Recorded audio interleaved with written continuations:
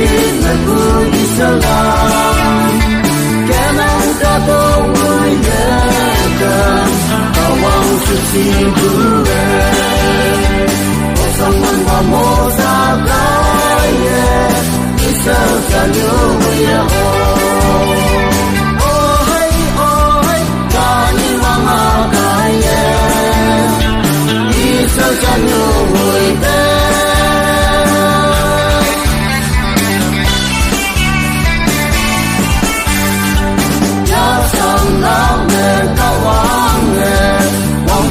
từ đi mong mẹ mong đau này em mong ai tên mong đau về cứ mà nó phai vì đừng mong của mẹ vui nhé tên đã nên phải đi em ôi ta như mong à cái em đi sẽ chẳng nhiều người tên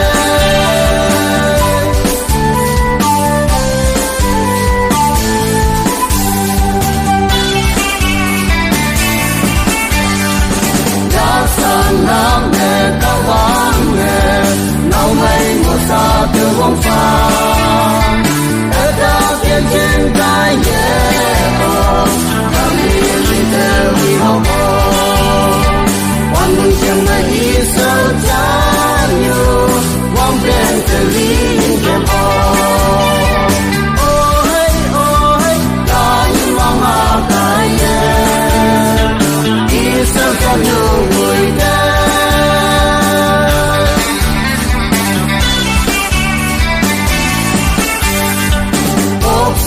man pa mo sa đi sao cha như vậy ngô